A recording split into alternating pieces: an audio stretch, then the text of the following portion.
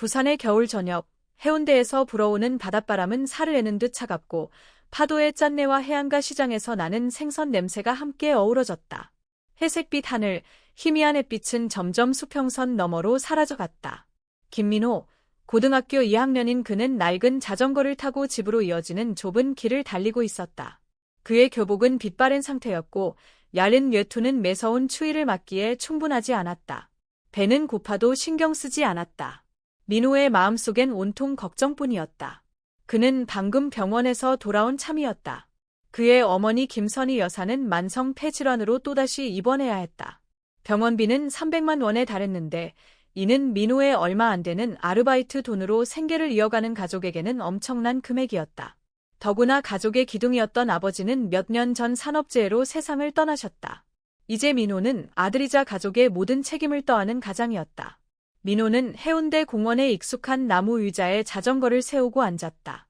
그의 시선은 먼 바다를 향해 멍하니 머물렀다. 바람은 그의 헝클어진 머리카락 사이로 스며들었다. 마음속 깊은 곳에 쌓였던 감정들이 갑작스럽게 터져나왔다. 어떻게 해야 하지? 엄마를 구하려면 내가 뭘 해야 할까? 민호는 낮은 목소리로 중얼거리며 울먹이는 기색이 역력했다. 그 순간 그의 시선은 근처 돌벤치 위에 놓인 고급스러운 핸드백에 멈췄다. 민호의 심장은 세차게 뛰었다. 그는 주변을 살폈지만 공원엔 아무도 없었다. 이건 누구의 가방이지? 그는 스스로에게 물으며 주저하는 손으로 가방의 손잡이를 만졌다. 그 찰나 그의 머릿속에 한 생각이 스쳤다. 이 가방을 가져가서 팔면 엄마를 구할 수 있을지도 몰라. 민호는 손을 급히 거두었다. 차가운 바람이 그의 얼굴을 스쳤고 그는 정신을 차렸다. 그는 바닥에 주저앉아 두 손으로 머리를 감싸며 정직함과 절망 사이에서 싸우고 있었다. 민호는 반짝이는 가로등 불빛 아래 놓인 명품 핸드백 앞에서 멍하니 앉아 있었다. 여인 손이 떨리며 지퍼에 닿았다. 열고 싶지 않았지만 호기심과 절망이 뒤섞여 결국 참을 수 없었다. 조용한 공간 속에서 딸깍 하는 소리가 작게 울렸다. 안에는 수백만 원은 좋게 되어 보이는 현금과 고급 가죽 지갑, 신분증, 그리고 깔끔하게 정리된 서류가 있었다. 민호는 깊은 한숨을 내쉬었다. 그는 신분증을 들어 올려 낯선 이름, 유지영이라는 이름이 적힌 여성의 사진을 자세히 들여다보았다. 사진 속 여성은 냉정해 보이는 눈빛과 날카로운 인상을 가지고 있었지만 굳은 미소 뒤에 감춰진 슬픔 같은 것이 느껴졌다. 엄마, 나 어떻게 해야 할까요? 민호는 눈가가 붉어진 채 중얼거렸다. 그는 병원에 누워있는 어머니를 떠올렸다. 병원비를 당장 마련해야 했기에 이 돈만 있다면 모든 것이 해결될 것 같았다. 하지만 그는 아버지가 했던 말을 떠올렸다. 민호야, 가난은 두렵지 않지만 자존심을 잃으면 아무것도 남지 않는다. 바다에서 불어오는 바람은 차갑고 그의 이성을 일깨우는 듯했다. 민호는 가방을 닫고 마음속 깊은 갈등을 느꼈다. 돌려줘야 해. 하지만 사람들이 내 말을 믿어주지 않으면, 내가 도둑으로 몰리면 어쩌지? 그는 한참 동안 가방을 쳐다보다 일어나 가방을 집으로 가져가기로 결심했다. 그날 밤, 작은 하숙방에서 민호의 어머니인 순희 씨는 낮은 침대에 누워 기침을 하고 있었다. 민호는 가방을 책상 위에 올려놓으며 걱정스러운 눈빛으로 어머니를 바라보았다. 민호야, 이 가방 뭐니? 어디서 난 거야? 순희 씨는 약한 목소리로 물었지만 눈빛은 의심으로 가득했다. 공원에서 주웠어요. 엄마. 안에 유지영이라는 사람의 서류가 있었어요. 내일 돌려주려고요. 민호는 침착하려고 애쓰며 대답했다. 하지만 사람들이 내 말을 믿을까? 도둑으로 몰리면 어쩌려고? 그런 생각은 해봤니? 순희 씨는 야윈 얼굴에 걱정 가득한 표정을 지으며 물었다. 알아요, 엄마. 하지만 이걸 가질 수는 없어요. 힘들어도 잘못된 일은 하고 싶지 않아요. 그냥 옳은 일을 하고 싶어요. 민호는 고개를 숙이며 작은 목소리로 말했다. 순희 씨는 한숨을 쉬며 더는 아무 말도 하지 않았지만 눈빛에는 불안이 가득했다. 다음 날 아침, 민호는 낡은 교복을 입고 가방을 배낭에 넣었다. 좁은 길을 자전거로 지나며 서류에 적힌 주소로 향했다. 그곳은 서울 강남의 한 화려한 대저택이었다. 민호는 그렇게 아름답고 호화로운 곳은 처음이었다. 높은 대문 앞에서 그는 망설였다.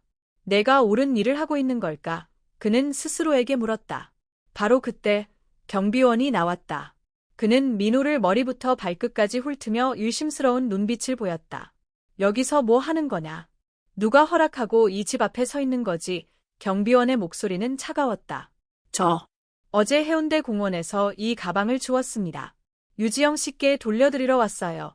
민호는 떨리는 목소리로 말했지만 눈빛은 결연했다. 경비원은 비웃으며 말했다.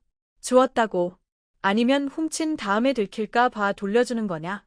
그의 말에는 멸시가 가득했다. 민호는 그 자리에 굳어버렸다. 그 말은 그의 자존심을 찌르는 칼 같았다. 그는 배낭끈을 꽉 쥐고 단호하게 대답했다. 저는 그런 사람이 아닙니다. 못 믿으시겠다면 유지영 씨를 불러 확인하시면 됩니다. 민호의 단호한 태도에 경비원은 당황한 기색을 보이며 마지못해 그를 안으로 들여보냈다. 저택 안에서 유지영 씨는 권위 있는 모습으로 나타났다.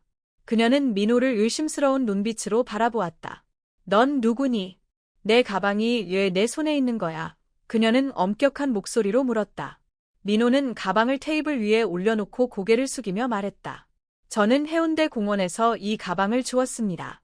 가방 안의 물건은 손도 대지 않았어요. 그저 돌려드리러 왔습니다. 유지영은 잠시 침묵한 뒤 가방을 열어 확인했다. 물건이 하나도 빠지지 않았음을 확인한 그녀의 눈빛은 조금 부드러워졌다.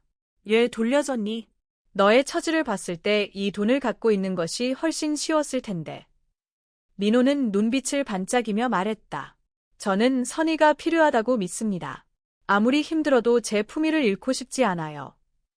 민호의 말에 유지영은 잠시 멈칫했다. 그녀는 눈앞의 마른 소년의 진심과 강한 유지에 감동했다. 그러나 동시에 이 소년이 짊어진 무거운 짐을 알아차렸다. 그녀의 마음에는 민호에 대해 더 알고 싶다는 감정이 싹텄다. 내 이름이 뭐니? 그녀는 부드러운 목소리로 물었다. 저는 김민호입니다. 민호는 흔들림 없는 눈빛으로 대답했다. 민호, 내가 나에게 잊고 있던 것을 떠올리게 했구나. 아마도 이 세상이 일심투성이일지라도 선의는 여전히 존재하는 것 같아. 유지영은 한결 부드러워진 목소리로 말했다. 민호는 그녀의 말을 다 이해하지 못했지만 그녀의 말 속에서 따뜻함을 느낄 수 있었다. 그 순간 그들 사이에 보이지 않는 연결고리가 형성되었다. 하지만 민호는 이 옳은 선택이 앞으로 다가올 수많은 도전과 희망으로 가득 찬 여정을 가져올 줄은 몰랐다. 민호는 유지영 저택의 커다란 대문을 나서며 이상한 감정을 느꼈다. 그는 자신의 정직함이 이렇게 진솔한 대화를 이끌어낼 줄은 예상하지 못했다. 하지만 방금 전 경비원의 일심 어린 차가운 눈빛은 자존심에 깊이 새겨진 상처처럼 남아있었다. 강남의 화려한 거리를 자전거로 벗어날 때 민호는 자신의 세계와 유지영의 세계 사이의 가혹한 차이를 더욱 뼈저리게 느꼈다. 그는 모든 일이 여기서 끝나기를 바랐지만 그의 삶은 이제 새로운 소용돌이에 휘말릴 운명이었다. 집에 도착하자 민호는 어머니에게 모든 일을 이야기했다. 선희 씨는 안도의 한숨을 내쉬었지만 그녀의 눈빛 속 불안은 여전히 사라지지 않았다. 민호야, 너는 잘했어. 하지만 엄마는 여전히 두렵구나. 저렇게 부유한 사람들이 너를 의심이라도 하면 무슨 일이 생길지 모르잖아. 우리는 그들과 맞설 힘이 없어. 그녀는 걱정 어린 목소리로 말했다. 엄마, 그분은 저를 의심하지 않았어요. 오히려 감사해 하셨어요. 제 생각엔 아마도 그분은 나쁜 사람은 아닌 것 같아요. 민호는 답했지만 그의 마음속에는 여전히 약간의 불안이 남아 있었다. 선희 씨는 아들을 바라보며 자랑스러움과 걱정이 섞인 눈빛을 보냈다. 엄마는 그저 내가 안전하기만을 바란단다. 민호야. 우리에겐 이미 충분히 힘든 일들이 많았잖아. 민호는 고개를 끄덕였지만 마음속 깊이 이번 일이 단순히 시작일 뿐이라는 것을 느꼈다. 다음 날 동네에서는 소문이 퍼지기 시작했다. 한 이웃이 민호가 유지영의 저택에서 나오는 것을 목격했고 이를 놓치지 않고 이야기를 만들어내기 시작했다. 김선희 아들, 복권이라도 당첨된 건가 봐. 부자 집에서 나오는 걸 봤는데 틀림없이 뭐라도 받았을 거야. 한 중년 여자가 이웃에게 호기심 어린 목소리로 속삭였다. 가방을 주었다더니 누가 그 말을 믿겠어. 저렇게 가난한 집안에서 혹시 욕심이라도 냈을지 누가 알아. 다른 사람이 덧붙이며 악의적인 소문은 마른 들판에 불붙듯 빠르게 퍼져나갔다. 민호는 주위 사람들의 시선을 통해 압박감을 느끼기 시작했다. 요출할 때마다 그는 뒤에서 들리는 속삭임과 의심 어린 시선을 피할 수 없었다. 그는 이를 무시하려 노력했지만 그의 마음은 무거웠다. 학교에서도 상황은 나아지지 않았다. 반 친구들 몇몇이 그를 놀리기 시작했다. 점심시간에 어머니가 싸준 도시락을 먹고 있던 민호에게 친구 진우가 지나가며 일부러 크게 말했다. 봐라, 김민호가 갑자기 부자가 됐나 보네. 언제 우리한테도 돈 좀 나눠줄 거야. 진우가 비웃자 주위의 친구들이 폭소를 터뜨렸다. 민호의 얼굴이 빨개졌다. 그는 침착하려 노력했지만 그의 목소리는 떨렸다. 나는 아무것도 받지 않았어. 그저 가방을 돌려줬을 뿐이야. 하, 누가 그 말을 믿겠냐. 너처럼 가난한 내가 돈을 보면 누가 착한 사람이라는 걸 기억이나 할까. 다른 친구가 말하자 또다시 폭소가 이어졌다. 민호는 주먹을 꼭 쥐고 분노를 삼켰다. 그는 자리에서 일어나 점심을 남긴 채 교실을 나왔다. 그의 눈은 따끔거렸지만 울고 싶지는 않았다. 그날 밤 민호가 수학 문제를 풀려고 노력하던 중 어머니의 전화기가 울렸다. 선희 씨는 전화를 받으며 상대방의 목소리를 듣자 조심스러운 목소리로 대답했다. 안녕하세요. 저는 유지영입니다. 민호와 가족분들을 직접 만나 뵙고 싶습니다. 가능할까요? 상대방의 차분하지만 약간 거리감 있는 목소리가 들려왔다. 선희 씨는 놀라며 물었다. 유 씨, 우리를 만나고 싶다고요. 무슨 문제가 생긴 건가요? 아니요. 특별한 문제는 없어요. 저는 단지 민호에게 감사하고 그 아이의 사정을 좀 더 알고 싶어서요. 혹시 제가 도울 수 있는 일이 있을지도 모르니까요. 유지영은 더 부드러운 목소리로 대답했다. 선희 씨는 잠시 망설이다가 승낙했다. 전화를 끊고 나서 그녀는 민호를 향해 말했다. 민호야, 유지영 씨가 우리를 만나러 온대. 하지만 엄마는 여전히 걱정이구나. 그런 사람들은 정말 도와주고 싶어서 오는 걸까? 아니면 또 다른 문제를 가져오는 걸까? 민호는 어떻게 대답해야 할지 몰랐다. 그는 유지영이 왜 자신들의 가족을 만나고 싶어 하는지 이해할 수 없었지만 마음 한구석에는 이 일이 가족의 운명을 바꿀 수 있기를 바라는 희망이 있었다. 다음 날 오후 번쩍이는 검은색 자동차 한 대가 가난한 동네 앞에 멈췄다. 민호는 대문 밖에서 서성이며 불안한 눈으로 그 장면을 지켜봤다. 차에서 유지영이 내렸다. 그녀는 강렬한 인상을 풍기면서도 눈빛에는 어떤 깊은 생각에 잠긴 듯한 기운이 서려 있었다. 그녀의 뒤를 따라온 젊은 비서가 커다란 종이 가방 하나를 들고 있었다. 안녕하세요. 선희 씨 안녕하세요. 민호군. 유지영은 미소를 지었지만 여전히 차분하고 절제된 태도를 유지했다. 안녕하세요. 유지영 씨. 와주셔서 감사합니다. 하지만 선희 씨는 당황한 듯 말끝을 흐렸다. 괜찮습니다. 저는 단지 민호와 가족의 사정을 좀 더 알고 싶어서 왔어요. 이 아이는 저에게 깊은 인상을 남겼거든요. 유지영은 말하며 호기심 가득한 눈으로 민호를 바라보았다. 민호는 가만히 서서 두 손을 꼭 쥔 채 긴장했다. 그의 마음은 걱정으로 가득 찼다. 이 강력한 여인의 등장으로 인해 그의 삶에 어떤 일이 닥칠지는 알 수 없었지만 그것이 새로운 기회를 가져다 줄지 아니면 더 큰 시련을 가져다 줄지는 알 수 없었다. 민호의 가족이 사는 작은 방 안에서 유지영은 낡은 나무 의자에 앉아 조용히 주변을 둘러보았다. 그녀는 화려하고 편리한 집에 익숙했지만 약간의 곰팡내와 희미한 조명이 가득한 이 공간은 그녀에게 낯설고 약간 쓸쓸한 감정을 느끼게 했다. 작은 테이블 위에는 지영의 비서가 가져온 큰 종이 가방이 가지런히 놓여 있었다. 그것은 그들 세계의 차이가 얼마나 큰지를 상기시키는 것 같았다. 민호, 유지영이 침묵을 깨고 입을 열었다. 내 상황에서 많은 사람들이 그 가방을 돌려주는 선택을 하지 않을 거란 걸 알고 있니? 민호는 고개를 들어 부끄러워하면서도 굳은 시선을 유지하며 그녀를 바라보았다. 선생님, 저는 그것을 가지는 것이 옳지 않다고 생각했습니다. 비록 저희 가족이 어렵지만 제 품위를 잃을 수는 없었습니다. 부모님께서 항상 그렇게 가르치셨거든요. 지영은 고개를 끄덕이며 약간의 감동이 담긴 눈빛으로 미소를 지었다. 너는 옳은 일을 했어, 민호. 하지만 알다시피 이 세상은 정직한 사람들에게 쉽지 않아. 선희는 때때로 보답받지 못하고 오히려 의심받기도 해. 그녀는 선희를 향해 고개를 돌렸다.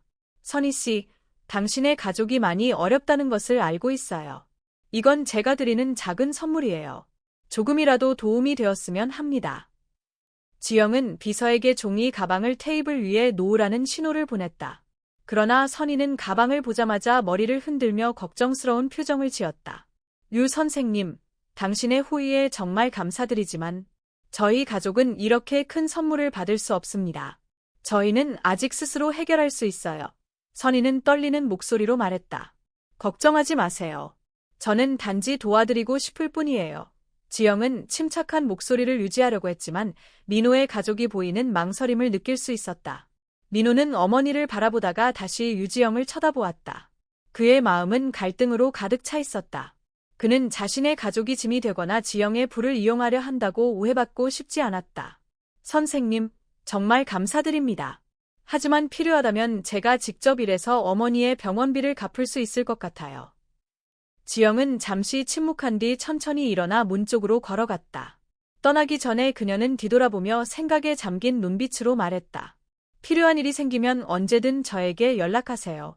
이건 동정 때문이 아니라 민호 내가 특별한 아이라는 것을 믿기 때문이에요. 망설이지 말고. 검은 차가 하숙집을 떠나자 민호는 의자에 앉아 폭발할 것 같은 복잡한 생각들에 잠겼다.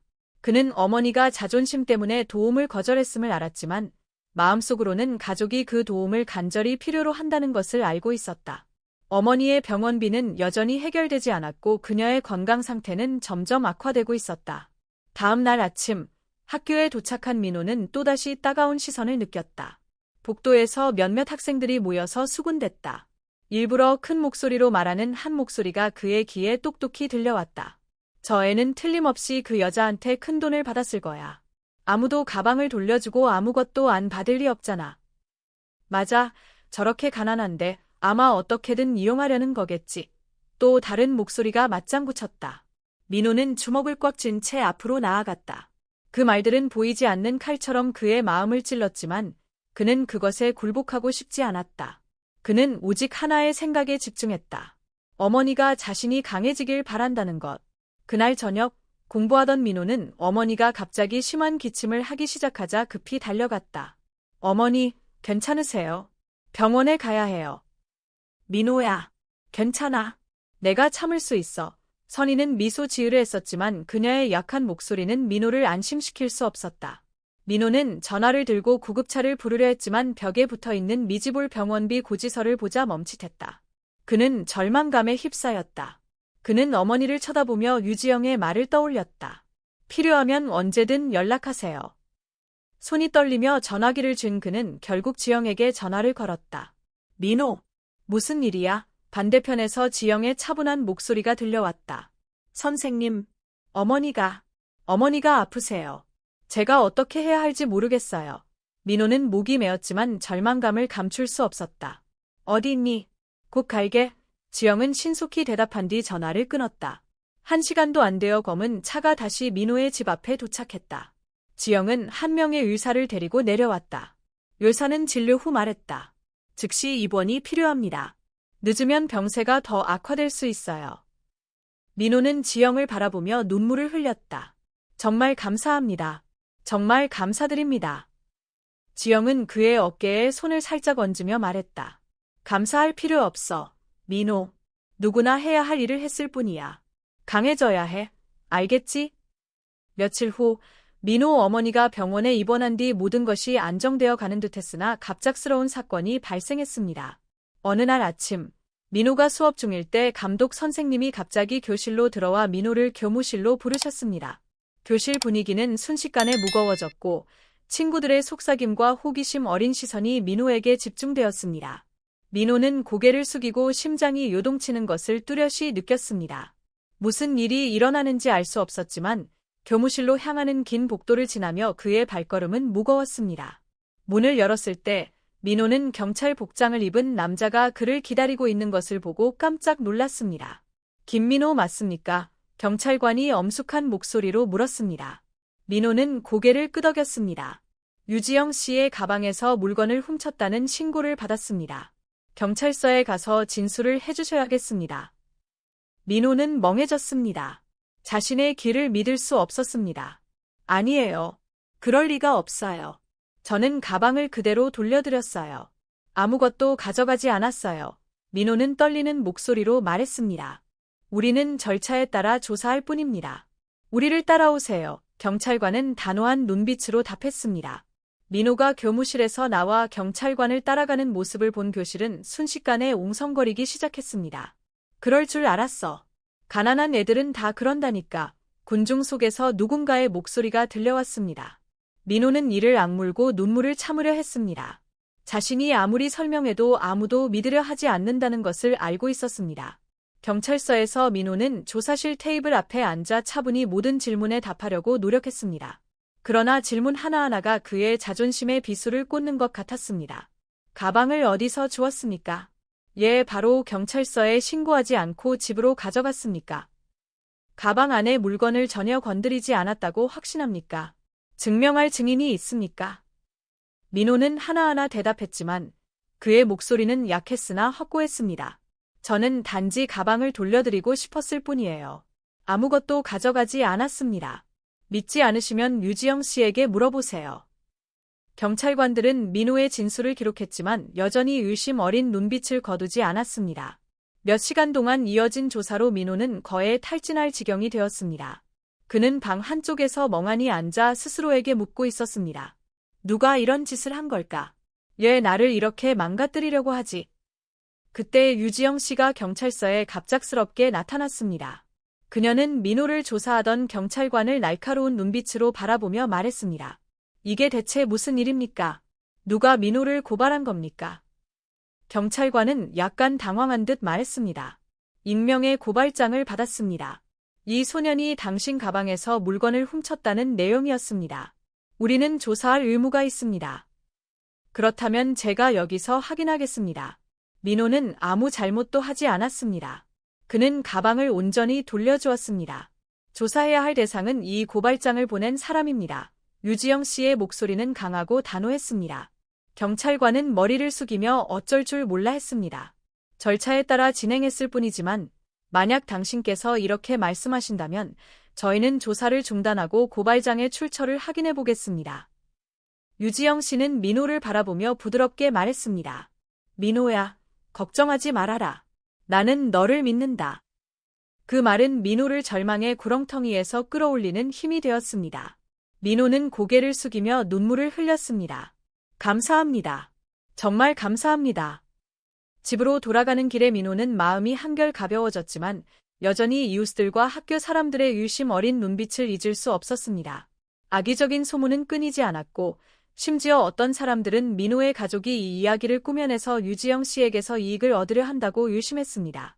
유지영 씨는 이 일이 단순하지 않다는 것을 깨닫고 행동에 나서기로 결심했습니다. 그녀는 사설 탐정을 고용해 고발장의 출처를 조사했습니다. 며칠 만에 진실이 밝혀지기 시작했습니다. 고발장을 보낸 사람은 바로 유지영 씨의 사업 파트너였던 한태수였던 것입니다. 그는 항상 그녀를 질투하고 그녀를 무너뜨리려 했던 사람이었습니다. 뿐만 아니라 탐정은 한태수가 과거에 부산에서 부동산 조작 사건에 연루되어 가난한 가족들이 집을 잃게 만든 사실을 발견했습니다. 그 중에는 민호의 가족도 포함되어 있었습니다. 이 사건은 민호의 가족을 궁핍한 상황에 몰아넣었고 그들은 현재의 월세방으로 이사할 수밖에 없었습니다. 유지영 씨는 병원에서 민호를 만나 그의 어깨에 손을 얹으며 말했습니다. 민호야, 나는 이 일을 뒤에서 꾸민 사람을 찾아냈다. 그는 단지 나를 무너뜨리려 한 것이 아니라 내 가족이 겪었던 부당한 일에도 연루된 사람이야. 민호는 눈을 크게 뜨고 믿을 수 없다는 듯 물었습니다. 그 사람이 예전에 우리 가족에게 해를 끼친 사람이라는 말씀이세요? 유지영 씨는 고개를 끄덕였습니다. 우리는 그를 직면해야 한다. 나는 너와 내 가족을 보호하고 싶지만 너의 도움이 필요해. 너는 준비됐니? 민호는 어머니를 바라본 뒤 유지영 씨를 보았습니다. 그는 자신을 향한 비난의 눈빛과 독설, 그리고 가족의 부서진 꿈을 떠올렸습니다. 민호의 눈빛은 결단력으로 빛났습니다. 저는 무엇이든 할 준비가 됐습니다. 이제는 우리 가족이 더 이상 어둠 속에서 살기를 원하지 않아요. 민호는 병원 창가에 서서 부산의 광활한 공간을 바라보고 있었다. 해가 저물어가며 하늘을 붉게 물들이는 햇빛이 희미하게 비추고 있었지만 그는 그 아름다움을 느낄 수 없었다. 그의 머릿속에는 여전히 유지영의 말이 울려 퍼지고 있었다. 우리는 그를 마주해야 해요. 제가 당신과 가족을 지키고 싶지만 당신의 도움이 필요합니다. 준비되었나요? 민호는 이것이 자신의 인생에서 중요한 전환점임을 알고 있었다. 그는 가족의 안전을 걱정하며 많은 생각을 했지만 이대로 침묵하며 악행이 계속되는 것을 방치할 수 없었다. 지난 몇 년 동안 그의 가족은 충분히 고통을 겪었다. 이제 그는 자신과 사랑하는 사람들이 두려움의 그림자 아래에서 영원히 살도록 놔둘 수 없었다. 그는 돌아서서 병상에 누워있는 어머니를 바라보았다. 선희 씨는 참백한 얼굴을 하고 있었지만 민호가 옆에 서 있는 것을 보고 약하게나마 미소를 지었다. 민호야, 괜찮니? 엄마가 너무 걱정돼. 선희 씨가 힘겹게 눈을 감으며 속삭였다. 저 괜찮아요, 엄마. 엄마는 푹 쉬세요. 모든 건 제가 해결할게요. 민호는 침대 옆에 앉아 어머니의 손을 조심스럽게 잡으며 말했다. 민호는 자신과 가족에게 고통을 준 한태수와 마주하는 일이 쉽지 않을 것을 알았다. 하지만 그는 이미 결심했다. 병원을 떠난 후 민호는 유지영을 만나 한태수와 맞설 계획을 논의했다. 두 사람은 지영의 작업실에서 마주 앉아 있었다. 그곳은 조용했지만 무거운 분위기가 가득했다. 민호, 저는 혼자 이 일을 할 수 없어요. 지영이 결단력 있는 눈빛으로 말을 꺼냈다. 우리는 전략적이고 철저하게 진실에 접근해야 해요. 그는 자신의 범죄를 숨기기 위해 많은 연주를 이용했어요. 민호는 고개를 끄덕였지만 그의 마음은 여전히 걱정으로 가득했다. 하지만 어디서부터 시작해야 하죠? 그는 많은 사람들의 도움을 받고 있고 쉽게 물러서지 않을 거예요. 우리는 한 걸음씩 나아가야 해요. 우선 저는 그의 불법 행위에 대한 충분한 증거를 모아뒀어요. 하지만 지역사회의 도움이 필요해요. 그가 속이고 빈곤으로 내몰았던 사람들이 진실을 지키기 위해 나설 거예요. 지영은 단호한 목소리로 민호를 바라보며 말했다. 지영의 결단력에서 힘을 얻은 민호는 자신이 이 싸움에서 혼자가 아니라는 것을 느꼈다. 그에게는 그녀의 지원뿐만 아니라 한태수에게 인생을 망가뜨린 가난한 사람들의 지지가 있었다. 다음 날 민호와 지영은 한태수의 피해자였던 사람들과 회의를 열었다. 참석자 중에는 땅값 하락으로 집을 잃은 이 씨와 잘못된 계약에 속아 넘어갔던 김 씨가 있었다. 우리는 더 이상 참을 수 없습니다. 한태수는 우리를 속였고 우리는 목소리를 내야 합니다. 이 씨는 분노의 참 목소리로 말했다. 김 씨는 민호를 바라보며 공감 어린 눈빛으로 말했다. 걱정하지 마세요. 민호. 우리는 당신과 함께 싸울 겁니다. 필요한 것이 있다면 언제든 말하세요. 우리는 그가 더 이상 사람들을 해치지 못하도록 막을 겁니다. 민호는 이들로부터 연대와 힘을 느꼈다. 비록 그들 모두 어려운 삶을 살고 있었지만 더 이상 두려움에 떨지 않았다. 그들은 정의를 지키기 위해 일어설 준비가 되어 있었다. 다음 몇 주 동안 민호와 유지영은 가난한 사람들과 함께 증거를 모으고 변호사 및 언론과 만나며 한태수의 불법 행위를 폭로했다. 지역사회는 점차 깨어나 진실을 믿기 시작했다. 작은 이웃 모임에서 시작된 그들의 움직임은 강력한 물결이 되어 확산되었다. 어느 날 중요한 기자회견을 준비하던 중 선희 씨가 거실로 들어왔다. 그녀는 조용히 서서 자랑스럽고도 걱정스러운 눈빛으로 아들을 바라보았다. 민호야, 내가 이렇게 강인할 줄은 몰랐어. 엄마는 그저 내가 행복하길 바랄 뿐이야. 어떤 어려움이 닥치더라도 말이야. 선희 씨는 감동에 젖어 목소리가 떨렸다. 민호는 빛나는 눈빛으로 돌아보며 말했다. 엄마, 가족이 두려움과 고통 속에 영원히 살게 두지 않을 거예요. 우리의 삶을 바꾸고 아무도 엄마를 해치지 못하도록 할 거예요. 지영은 이 광경을 보며 미소를 지었다. 민호, 당신은 주변 사람들에게 동기를 부여하는 존재예요. 당신의 용기는 당신 자신의 삶뿐만 아니라 공동체에도 큰 변화를 가져오고 있어요. 결국 법정에서 반박할 수 없는 증거가 제시되었고 여러 증인들이 나서서 증언했다. 한태수의 불법 행위가 하나둘씩 드러나기 시작했다. 긴장과 걱정 속에서도 민호는 그 어느 때보다도 강한 신념을 품었다. 마침내 법원은 한태수가 부동산 시장 조작, 땅값 하락, 수백 가난한 가족들에게 피해를 준 혐의로 유죄를 선고했다. 그는 단연간의 징역형과 피해자들에게 배상해야 하는 판결을 받았다. 민호는 법정 밖에 서서 승리의 기쁨을 느꼈다. 그는 자신만을 위해서가 아니라 가족과 항상 그의 곁에 있던 사람들을 위해 승리했다. 비록 가난하지만 선함과 결단력은 세상을 바꿀 수 있다는 것을 증명해냈다. 법정에서의 승리 후 민호와 그의 가족의 삶은 눈에 띄게 변한 듯했다. 소문은 점차 줄어들었고 이웃 주민들은 민호를 다른 시선으로 보기 시작했다. 그는 더 이상 가난하고 요로운 소년이 아니었고 역경을 이겨내고 진실을 지켜낸 사람이었다. 민호는 이제 공동체에서 희망과 강인함의 상징이 된 듯했다. 그러나 겉으로 모든 것이 안정되어 보이더라도 민호의 마음속에는 여전히 해결되지 않은 질문들이 남아 있었다.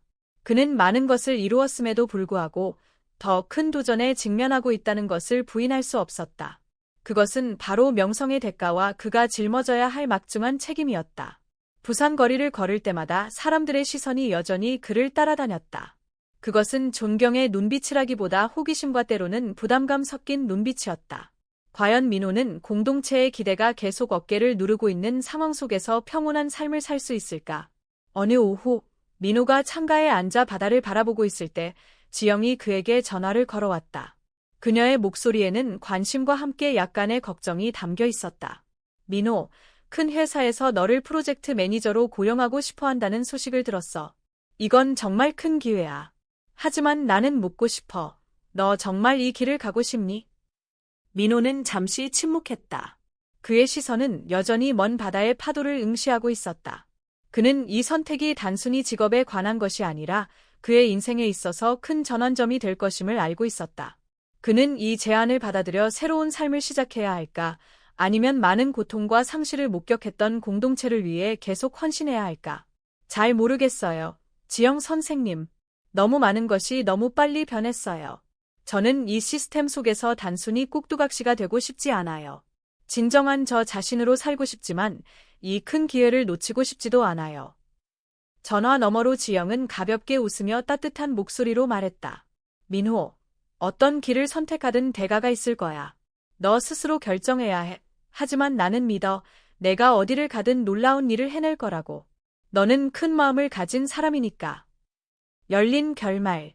민호는 미래의 문 앞에 서 있었다. 수많은 길이 열려 있었지만 그 길 중 어느 것이 옳은 선택일지 알 수 없었다. 과연 그는 공동체의 가난한 사람들과 함께하며 정의를 위해 싸우는 길을 계속 걸을까? 아니면 가족과 자신을 위해 삶을 바꿀 수 있는 커리어의 길을 선택할까? 이 질문은 결코 쉽게 답할 수 없는 문제였다. 그렇다면 당신은 민호가 어떤 선택을 해야 한다고 생각하십니까? 그는 어릴 때부터 형성된 가치를 따라갈까요? 아니면 새로운 기회들이 열어주는 길을 따라가야 할까요?